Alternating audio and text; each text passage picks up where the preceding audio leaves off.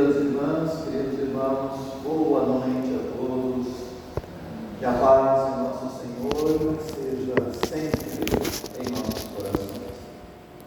Efetivamente, esta é uma noite de alegrias, de muitas alegrias, porque é privilégio nos encontrarmos aqui, nessa casa de acolhimento, uma casa de esperanças e de consolações, e podemos dizer, uma casa de libertação de consciências, uma casa que nos alcança sutilmente no átrio dos nossos corações, extraindo de nós a cota melhor de que dispomos, em benefício daqueles que estão conosco, mas em particular em benefício de nós mesmos.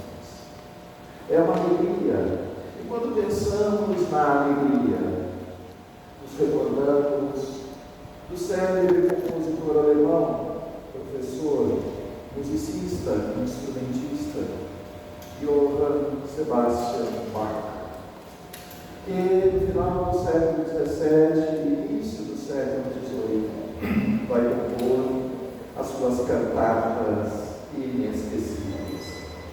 E a cantata de número 147 ficará imortalizada com o título Jesus, Alegria dos Homens, em que Bach, ao terminar a sua composição profundamente emocionado, escreverá que ali, de alguma maneira, a pobreza dos seus recursos, imagine, ele tentou reproduzir a alegria que somente nosso Senhor Jesus Cristo é capaz de transmitir pelas vielas escuras dos passos humanos, pelos tempos imorredoros. Daí, usarmos essa temática para a nossa reflexão de hoje, Jesus, alegria dos homens. Enquanto pensamos um pouco sobre isso, e para dar início ao nosso estudo, Joana de Ângeles, a nobre benfeitora espiritual, ao longo de toda a sua obra, e particularmente da série psicológica, vai nos falar a esse respeito. Ela vai nos dizer da necessidade do nosso amadurecimento emocional, da educação dos nossos sentimentos. E na obra Jesus e a Humanidade, ela tem um capítulo que chama Jesus e a Alegria, que vamos usar como referência. Ela começa recordando essa passagem em que Jesus nos diz: alegrai-vos, rejubilai-vos, é chegado até vós o Rei de Deus. Porque efetivamente, graças à mensagem de nosso Senhor, o mundo espiritual está agora mais próximo. Divisam-se finalmente as suas construções. O conhecimento do mundo invisível, das suas relações, da sua afinidade, da sua proximidade com cada um e todos nós, é motivo de uma alegria imorredora. Mas esse rei não se encontra algures, ela nos lembra. Não é uma viagem geográfica ou espacial. É uma viagem não mais para conquistar o mundo exterior, senão para conquistar a si mesmo. Porque é uma viagem de introspecção. É uma viagem de interiorização, porque o reino de Deus é construído exatamente em nossas emoções, em nossos sentimentos, portanto, no âmago do nosso coração. Mas Ele está nos aguardando algo desafiador, há séculos e séculos, exigindo a nossa coragem, exigindo a minha vontade, o meu passo, para que eu possa efetivamente aproximar-me dessa alegria. Porque, como disse muito bem Jesus em inúmeras passagens, como na parábola do festim de bodas, em outras circunstâncias, o reino de Deus é uma festa, é uma alegria imorredora, e para desfrutar precisamos apenas nos aproximar. Portanto, é chegada a hora de darmos o nosso passo. Não é um passo horizontal, é um passo vertical. É um passo ascensional. É a subida daquela mítica escada de Jacó, que deve ser construída para que possamos alcançar a alegria, como a alegria do herói, daquele que concluiu efetivamente a sua luta, no cumprimento dos seus deveres e obrigações. No entanto, quando falamos de alegria, recordamos, claro, a natureza do nosso planeta, que nem sempre nos traz alegrias no nosso dia a dia, porque muitas surpresas, quantas surpresas nem sempre agradáveis, as doenças, as enfermidades, as dores físicas, morais, espirituais, as grandes provações, as indescritíveis expiações, que às vezes comparecem individualmente, às vezes nos surpreendem coletivamente. Como agora recentemente comemoramos ou lembramos 5 anos do anúncio oficial da grande pandemia da Covid-19, do vírus do SARS-CoV-2. No ano passado tivemos as enchentes, a inundação no Rio Grande do Sul, que fala de uma expiação coletiva, mas que nos alcança a cada um na forma de diferentes provações. Por isso ela diz, essa tristeza, essa melancolia, esse sentimento de desalento, às vezes de desesperança, que às vezes nos alcança, que às vezes parece nos penetrar de um segundo para o outro, é na verdade uma grave enfermidade e que devemos combater imediatamente.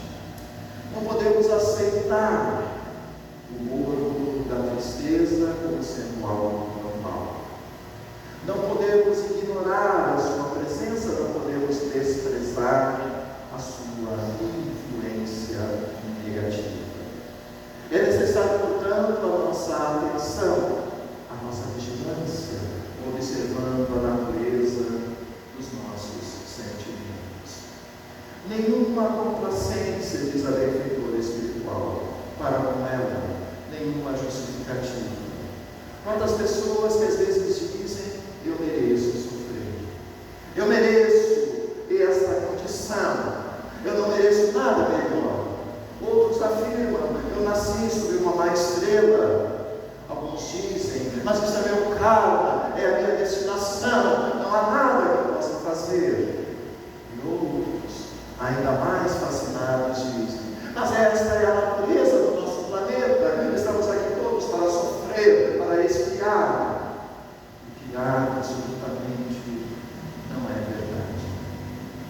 Então, ela vai nos dizer todo e qualquer argumento que suscite a nossa infelicidade, a minha tristeza, a minha amargura, a minha melancolia, é na verdade um sofisma, é uma ilusão, é um equívoco psíquico. Na linguagem da psicologia profunda, uma dissonância cognitiva e uma verdadeira evasão da realidade. Portanto, é necessário dar-se conta das nossas movimentações. É necessário analisar com cuidado o móvel das nossas ações, mas os sentimentos que estão permeando esta movimentação, para que não sejamos carregados com as tintas sombrias da tristeza, para que não soframos o contágio, a contaminação, a influenciação, porque a tristeza, como que caracterizando a nossa realidade planetária, fala de inúmeras circunstâncias negativas, de inúmeras pandemias muito mais graves do que a da Covid. porque problemas todos nós temos sem exceção.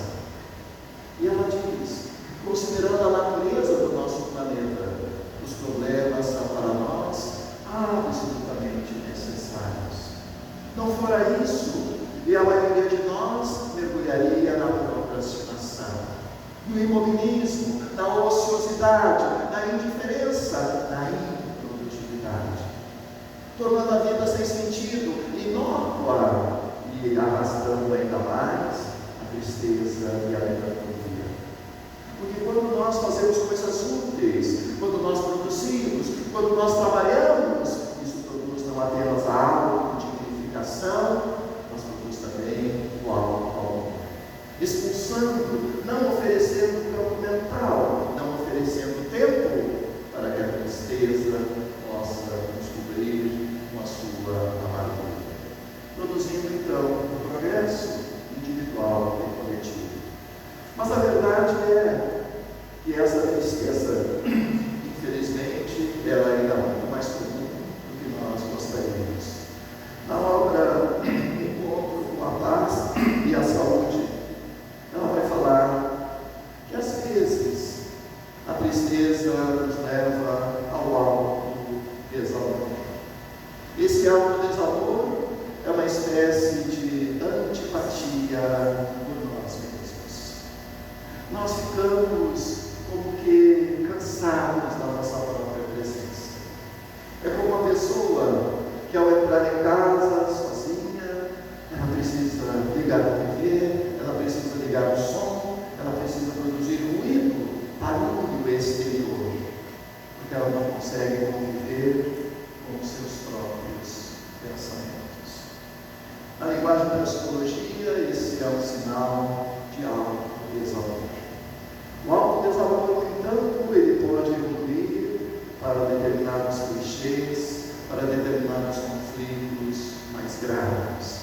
Porque a tristeza, envolvendo-nos primeiro nas emoções primitivas, ela vai estimular o que temos de pior.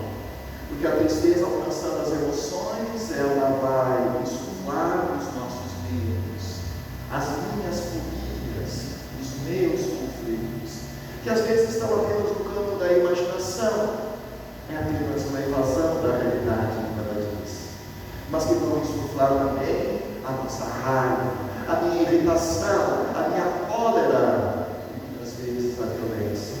Uma violência que pode repercutir em nós mesmos, levando-nos a um ressentimento, a um desinteresse, a uma desidentificação pela vida, e muitas vezes a pensamentos autodestrutivos, pensamentos suicidas.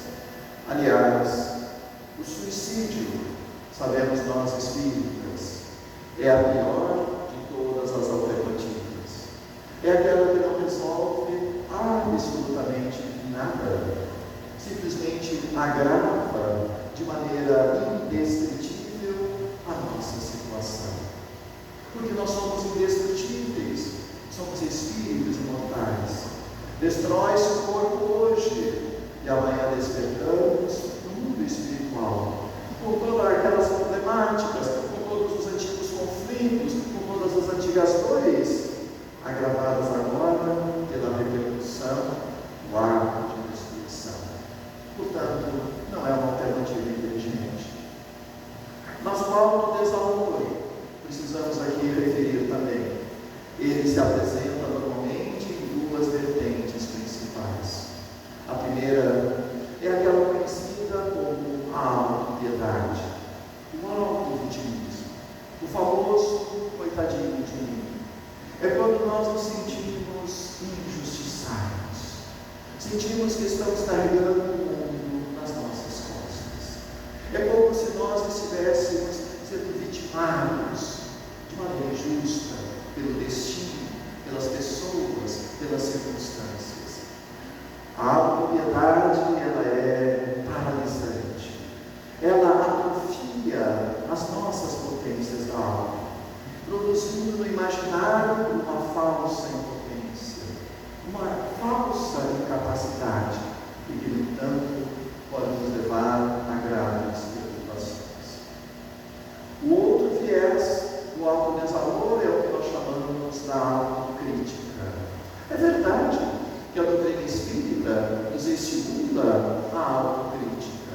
Questão 919A. A busca do conhecimento de si mesmo, a chave do progresso moral. Fazer perguntas de natureza moral, verificando não apenas o móvel das nossas ações diárias, mas as emoções que ali comparecem, para que possamos evoluir, para que possamos nos transformar. O problema, meus irmãos, é que às vezes a crítica é pesada demais. A mão pesa demais nessa crítica. E ela passa do ponto positivo e se torna corrosiva, destruidora. É quando nós começamos a ter ideias estranhas, do tipo, eu não sirvo para nada. Tudo que eu faço está errado. A minha presença é desnecessária. Ninguém nota a minha presença. Melhor fora que eu me afastasse daquele trabalho, eu não sou digno daquele relacionamento, eu não sou digno daquela gratificação, que absolutamente não é verdade. Porque todos nós, sem exceção, somos valiosíssimos. Todos nós temos um tesouro inapreciável no coração. Todos nós somos portadores de talentos individuais e únicos, que não deveriam ser comparados com os outros e que deveriam enriquecer a nossa jornada. Lembremos novamente de Jesus, naquelas parábolas inesquecíveis, como na parábola da ovelha perdida, da moeda de dracma perdida, que mostra que há mais alegria no reino dos céus quando um pecador sinceramente se arrepende, do que com a entrada de 99 justos que não têm do que se arrepender. Portanto, é necessário diminuir o hábito desamoroso, a tristeza que ele carrega, para que nós possamos assumir a nossa responsabilidade, o nosso protagonismo, porque, como disse a benfeitora, problemas todos temos. Vamos então arregaçar as mangas, fazer aquilo que está ao nosso alcance, mas aquilo que me escapa, Marcelo, aquilo que nos escapa, nós colocamos na mão de Deus.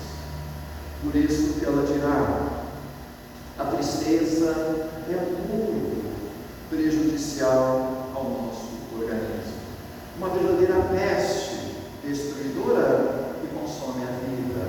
Não apenas no sentido do fluido vital, mas as nossas potências da alma. Quando nós estamos tristes, melancólicos, depressivos, nós diminuímos, por exemplo, a produção da nossa imunoglobulina salivar, que é responsável pela primeira barreira de defesa do organismo, protegendo-nos contra o ataque de vírus, de bactérias malsãs, e, consequentemente, vitalizando toda a organização física, não apenas com a própria imunoglobulina, como com a produção de determinadas substâncias específicas, que vão dinamizando a nossa atividade celular, produzindo a harmonia que tanto necessitamos. Mas quando nós estamos mergulhados na tristeza, quando estamos muito ansiosos, quando ficamos muito depressivos, preocupados, nós reduzimos de maneira drástica a produção da imunoglobulina salivar e, consequentemente, ficamos extremamente suscetíveis ao ataque dos vírus e das bactérias, por exemplo. Facilmente contraímos uma alergia, uma determinada infecção que pode crescer, pode levar, inclusive, a uma alteração da multiplicação celular, produzindo as tumulações. Portanto, manter a alegria, manter o equilíbrio é a melhor vitamina, é o melhor remédio para a nossa saúde integral. Por isso, diz a benfeitora, tenhamos tempo, observemos o que está efetivamente à nossa volta, porque tudo que está em torno de nós fala de Deus, nosso Pai. Tudo é um hino de louvor, tudo é um hino de alegria e de gratidão à presença de Deus. Lembremos, meus irmãos, rapidamente aquela passagem da parábola da grande esperança. Porque quando o filho pródigo está finalmente arrependido, está voltando para a casa do Pai, ele não consegue ver o Pai de Jesus. porque não é uma distância física, é uma distância vibratória. O que ele vai dizer? O Pai nos vê permanentemente. Afinal, disse Jesus, não cai um fio de cabelo das nossas cabeças sem que Deus o saiba. Disse Jesus, quando fordes orar, não vos preocupeis com a multiplicidade das vossas palavras, porque o Pai sabe o que tendes de maior necessidade muito antes que o pensais. Portanto, às vezes nós ficamos eclipsados, ficamos calcificados naquela dor, naquele ressentimento, naquela mágoa, naquele clichê que parece indestrutível. E, capturados por essa tristeza, não conseguimos ver a beleza que está à nossa volta. Não conseguimos perceber a presença do Pai, dos benfeitores, dos amigos celestes, que querem, antes de tudo, a nossa alegria. Portanto, quando ela nos assaltar, renovemos a nossa tela mental. Disse-nos Jesus a esse respeito, por exemplo, em João capítulo 6, eu sou o pão da vida, e aquele que vem a mim nunca terá fome, disse Jesus. Aquele que crê em mim nunca terá sede. Esta sentença de Jesus é uma das mais discutidas e não compreendidas do seu Evangelho ao longo dos séculos e séculos. Não pretendeu o Senhor dizer que Ele é o pão do nosso corpo físico, que Ele vai substituir o trigo, ou que Ele será representado pela Eucaristia em uma crítica, apenas uma reflexão. Ele estava falando do pão espiritual.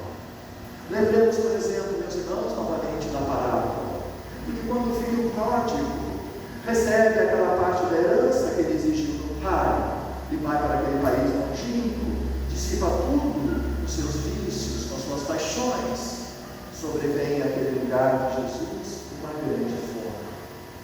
Esta fome é a fome moral, é a fome de Deus, é a fome da verdadeira alegria, é a fome do amor. Ninguém na terra que possa saciar esta fome, senão através dos ensinamentos de nosso Senhor Jesus Cristo. Por isso que Ele disse, eu sou o pão da vida. O pão que se oferece gratuitamente, generosamente, para todos nós, sem exceção. Para que não tivéssemos dúvida desse significado, Ele disse ainda no meio do Sermão da Montanha, em Mateus capítulo 6. Não vos preocupeis tanto com o dia de amanhã, como muitos de nós, que vivemos sempre preocupados com amanhã, e não vivemos o hoje. Porque o amanhã já reserva os seus problemas.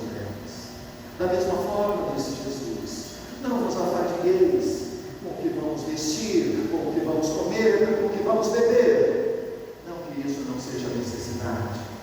Mas vejam, assim fazem os pagãos, disse Jesus, os imediatistas, os materialistas, aqueles que vivem apenas para o aqui e agora, aqueles que imaginam que a terra é apenas um parque de diversões, um lugar para curtir e aproveitar a vida.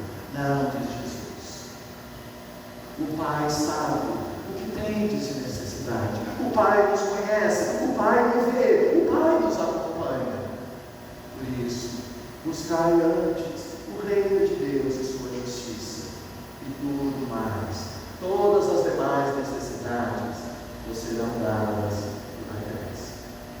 Ora, buscar o reino de Deus e sua justiça significa as leis de Deus. É verdade que nós não somos espíritos perfeitos, mas somos espíritos perfeitíveis. Perfeitas são as leis de Deus, as leis da natureza. Buscar o reino de Deus, acima de tudo, significa compreender as leis morais. Não apenas compreender o significado da lei de justiça, de amor e caridade, mas vivenciá-las, para que elas se transformem no pão da vida, para que elas se transformem na água lustral do Evangelho, que vai nos libertar da sombra e da tristeza.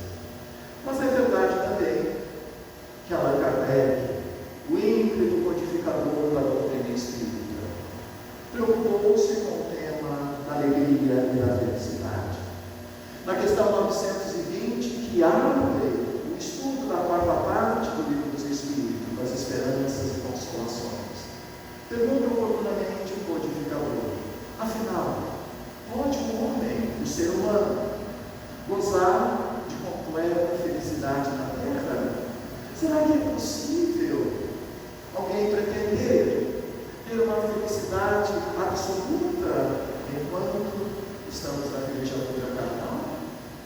E os benfeitores respondem de maneira categórica, dizendo: não, absolutamente não. Porque a vida física, nos foi dada como prova ou expiação. Lembrando a natureza do nosso planeta. Quando nós dizemos provas e expiação, a maioria de nós diz um planeta predominado pelo mal em relação ao bem. É verdade. Mas vai além disso. É um planeta, na verdade, em que ainda somos dominados pelo egoísmo e pelo orgulho, em detrimento do amor e da caridade. Prova é que a maioria de nós se movimenta diariamente, usando a sua inteligência, o seu trabalho, as suas competências, numa competição contra tudo e contra todos. Para triunfar, para vencer, para poder exibir o seu ego, para poder exibir o seu poder, as suas aquisições, as suas coisas, os seus objetos, para que o outro, que é apenas o outro, fique em segundo, terceiro e quarto lugar. Enquanto que, se estivéssemos num mundo melhor, trabalharíamos pela cooperação fraternal. O mundo de provas e expiações é aquele assinalado pela solidão do ego, em detrimento da solidariedade dos corações. É um mundo em que ainda nos demoramos na inveja e no ciúme, ao invés da abnegação e da renúncia. É um mundo estranho, em que nós queremos conquistar o exterior e esquecemos da nossa essência. Portanto, é um mundo de sombras, é um mundo de perturbação. E como é impossível ser feliz sozinho, fica claro o porquê da dificuldade da felicidade. Mas a resposta vai além. Então eles dizem: do homem, portanto, depende a suavização de todos esses males, de todos esses sofrimentos, de todas essas angústias, de todos esses conflitos, de todos esses medos, para que, assim, possamos ser tão felizes quanto possível na Terra. Emmanuel, o nobre benfeitor espiritual, certa feita referiu que quando a justiça divina nos alcança, nos visita, mas nos encontra trabalhando na seara do bem, dizem os códigos soberanos da Bíblia que a justiça deve se retirar por tempo indeterminado. Porque quando nós estamos efetivamente trabalhando no bem, trabalhando na aplicação da lei de justiça, de amor e caridade, alteram-se completamente os nossos destinos, modificam-se os nossos projetos, altera-se, portanto, o vigor na aplicação da lei. Vejam que isso não é pouca coisa. No Evangelho, capítulo 5, bem-aventurados os aflitos, Kardec nos fala também a esse respeito. Ele lembra aquela máxima do Eclesiastes que diz: a felicidade não é desse mundo. E Jesus a repetiu: a felicidade não é desse mundo de provas e expiações. E nas instruções dos Espíritos, o benfeitor François Nicolas Madeleine lhe dirá: se o homem ajuizado é uma raridade no orbe da terra, o homem absolutamente feliz jamais foi encontrado. O que é verdade. Porque, diz Allan Kardec, se nós reuníssemos numa única pessoa as três condições mais cobiçadas, mais invejadas, aquelas que são aneladas como o projeto da felicidade, ou seja, a riqueza econômica, a beleza, a juventude e a saúde, ainda assim nós não garantiríamos a total felicidade. felicidade. Basta olhar ao redor. Quantos jovens, herdeiros de vastos impérios econômicos financeiros, saudáveis, belíssimos, airosos e completamente melancólicos, mergulhados em profundas depressões, em conflitos, em viciações perturbadoras e destrutoras. Mas a verdade, meus irmãos, é que, embora a felicidade realmente não seja desse mundo, ela pode e deve começar nesse mundo. É por isso que, analisando esta passagem, a benfeitora espiritual vai dizer que nós podemos, através dos nossos atos morais, das minhas ações, das minhas escolhas no nosso dia a dia, podemos atenuar dessas aflições, cuja quase totalidade, como vamos ver na sequência, tem como origem não o aqui e agora, mas o conjunto das nossas existências transladas, das nossas vidas passadas. Vejam, se eu perguntasse para vocês agora quem é o Marcelo Rosa, alguém diria: olha, mas eu conheço, é o espírita, é o expositor da doutrina, é o trabalhador da seara. Mas, de fato, nem eu me conheço.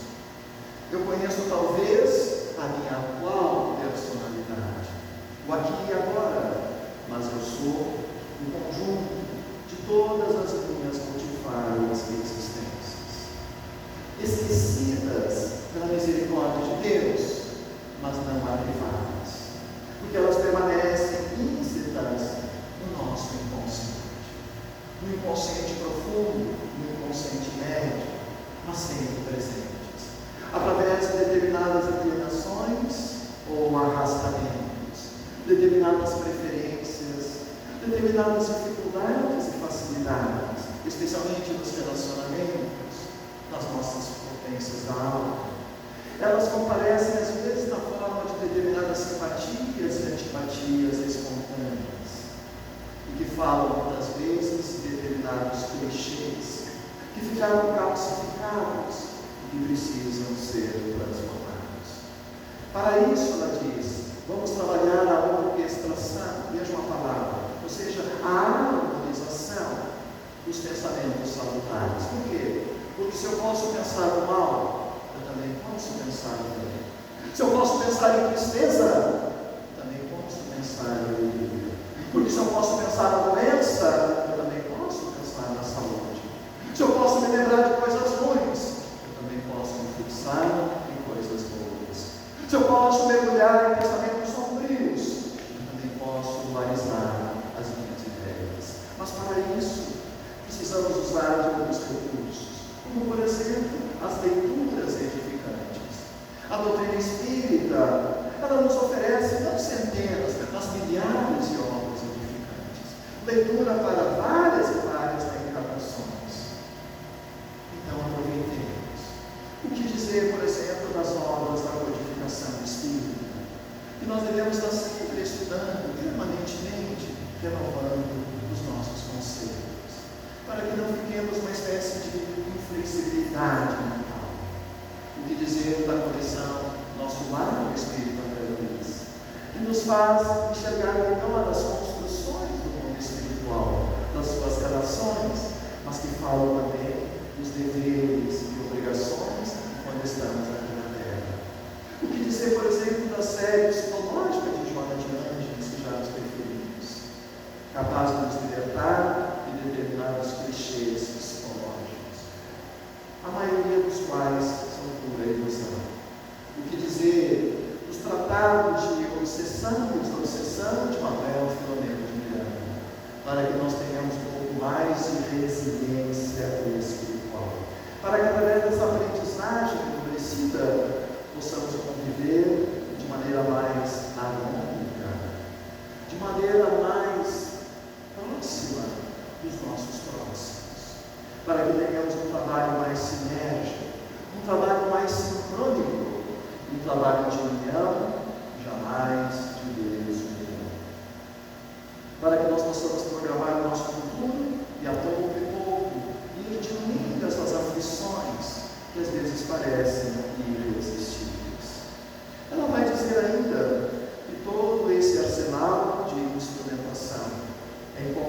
apoia-se na doutrina espírita. Quantos recursos nós temos para renovar a nossa leitura? Não apenas a leitura edificante, as exposições doutrinárias. Nós temos o concurso do passe, da água frutificada, o culto do Evangelho no lar, mas para que isso tudo funcione, diz a benfeitora em outras obras, nosso contato com a doutrina não pode ser superficial, precisa ser real. O contato real é aquele que vai alcançar não apenas a minha inteligência, mas principalmente os nossos sentimentos, para que o pensamento de Jesus possa renovar-se para todos nós, abrindo novos espaços, novas conquistas e novas realizações, que é o objetivo da nossa existência. Não por acaso disse também Jesus para nós: conhecereis a verdade, e a verdade vos libertará.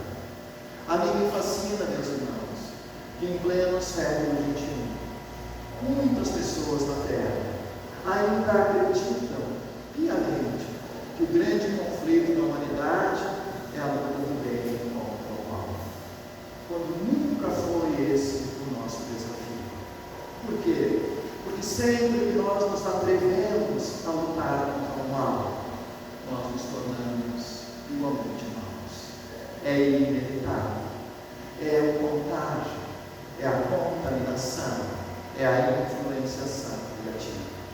Acabamos revidando uma agressão com outra agressão, uma estupidez com outra estupidez, uma perturbação com outra, e nos tornamos inevitavelmente perturbados. O objetivo nunca foi lutar contra o mal, meus irmãos. O objetivo é permanecer no bem, que é totalmente diferente. Dando-se conta da necessidade do nosso controle emocional, ainda que o outro esteja gritando, vociferando, me ofendendo, maledicendo, não importa. Sou eu, e somente eu, que posso controlar a minha emoção. Portanto, o grande conflito da humanidade não é esse. O grande conflito está nas palavras de Jesus. O desafio entre a ignorância e a verdade.